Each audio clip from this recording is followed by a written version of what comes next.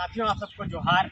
देखिए, झारखंड में किस तरीके से यहाँ के नौजवानों के साथ, यहाँ के छात्रों के साथ, यहाँ के प्रतियोगी अभ्यर्थियों के साथ सरकार अन्याय कर रही है। आप लोगों को मालूम होगा कि 28 जनवरी को जो सीजीएल की परीक्षा हुई थी, उसका प्रश्न पत्र लीक हुआ था और उसके बाद 28 तारीख की परीक्षा को रद्द किया गया था, जो तृतीय पाली में ली गई थी। और उसके बाद 4 तारीख की भी परीक्षा को पूरी तरीके से रद्द किया गया, जब 31 तारीख को आंदोलन हुआ। और उसके बाद 28 तारीख के पहली पाली और दूसरी पाली की भी परीक्षा को रद्द किया गया।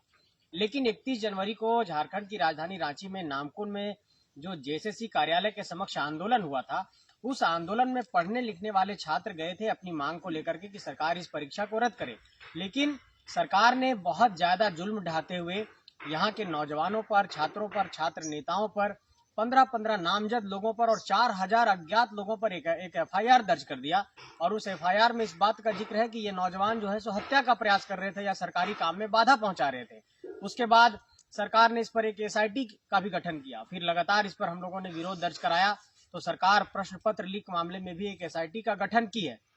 लेकिन हम ये सरकार से सवाल पूछना चाहते हैं और सरकार में बैठे हमारे रहनुमाओं से ये सवाल पूछना चाहते हैं कि जिन लोगों ने पेपर लीक कराया उस पर अब तक क्या कार्रवाई हुई। जिस तरीके से जेएसएससी अध्यक्ष पर लगातार मीडिया में ये खबरें आ रही हैं कि उनकी भी भूमिका संदिग्ध है, जिस तरीके से लगातार ये बात सामने आ रही है कि जेएसएससी का प्रबंधन ही कहीं ना कहीं इस प्रश्न पत्र के लीक के मामले में संलिप्त है, ऐसे में हम छात्र लोग, नौजवान लोग, झारखंड के 6,50,000 जेएसएससी सीजीएल के अभ्यर्थी ये मांग कर रहे हैं कि जेएसएससी सीजीएल पेपर लीक की सीबीआई से जांच कराई जाए और इसकी पारदर्शिता से जांच करते हुए जो भी दोषी लोग हैं उनको पहले अपनी नौकरी से बर्खास्त किया जाए, उनको सजा दिया जाए, उन पर कानूनी कार्रवाई हो। और नौजवानों पर, छात्रों पर जो फर्जी एफआईआर दर्ज किया गया है उसको सरकार तत्काल वापस ले। इसमें कोई ट्रायल नहीं चाहते, हम लोग ये चाहते हैं कि सरकार इस केस को वापस ले, क्योंकि ये एक फर्जी एफआईआर है और इन नौजवानों को अगर केस में फंसाकर इनके करियर को बर्बाद करने की कोशिश की जाएगी तो ऐसे में छात्र आक्रोशित हो जाएंगे। और अगर सरकार इस केस को वापस नहीं लेती है